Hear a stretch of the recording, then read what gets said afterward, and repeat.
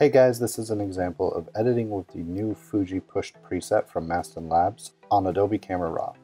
So we are going to open our image in Camera Raw, and once it's open, what I like to do is go and apply the preset that I'm going to use right away.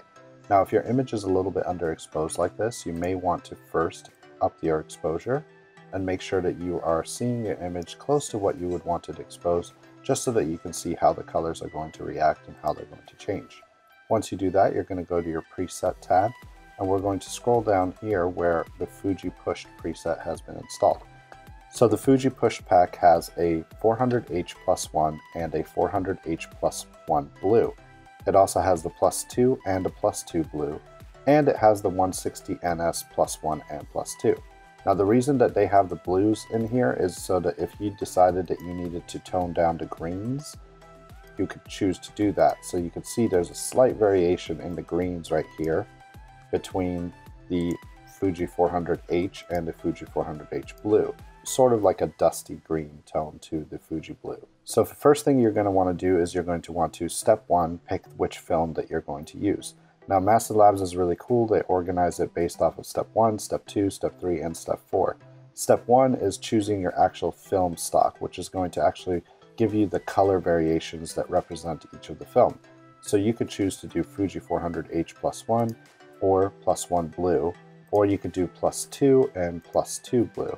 Now, the biggest difference between +1 and +2 that you'll notice is that there's a little bit of a magenta highlight to the +2, and that happens with Fuji film when you overexpose it.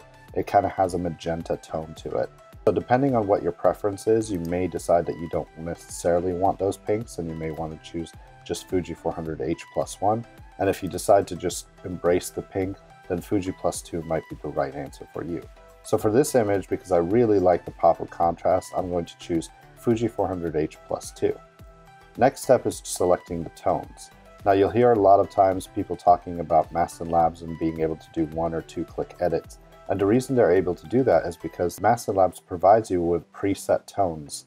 These come as all hard, all soft, highlights hard, highlights soft, shadows hard, shadows soft. And each of these achieves a different look. So all hard gives you a lot more of a harder contrast.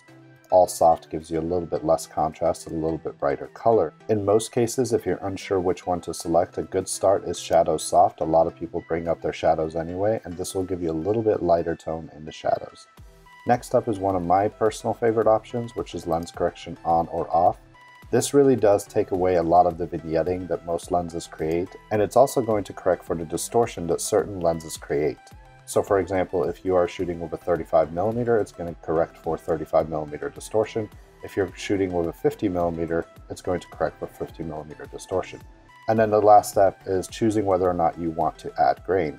My personal preference is to add medium format grain, mostly because I'm usually matching these images to the actual film that I have shot at a wedding. So once you've selected your 4 options here, and again, you do not need to select all 4 of these panels, you could choose to just select the color or just select the color and tone and tweak it yourself. It's totally up to you. But once you've chosen the options that you want to choose from the preset, you can go back to your basics panel, and this is where you would adjust the exposure, the temperature, and the tint. Now the first thing that I always do is adjust the exposure to achieve the look that I'm looking for. I like my images to be a little bit more on the brighter side. Next, you're going to adjust the temperature. You can choose to be a lot warmer if you want to, or you could choose to be a lot cooler if you want to.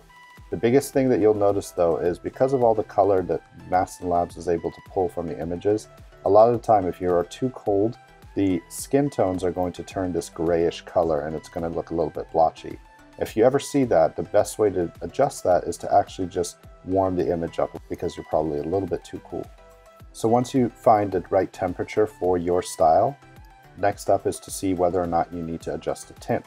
Now the tint is one of the hardest sliders to deal with because it really can throw your image off really quickly. You could be too green or too magenta very easily just because the tint slider is so sensitive. So one of the biggest tips I give people is to actually select the number and move up and down with your arrow keys, and you can adjust it based on tiny increments rather than sliding too far. So in this image, because this is pushed Fuji +2, there's going to be a magenta cast in the highlights. This is actually natural in the film when you overexpose it. If you want to counteract that just a little bit, you can move that slider over to the green side and you can get a little bit more green pop with a little bit less of the magenta in the highlight. So in this case, I feel like the magenta, but I'm going to bring it down just a tiny bit so it's not overwhelming. And the last thing that you need to do is go back to your exposure and adjust it based off of what you feel like you need. Thanks, guys.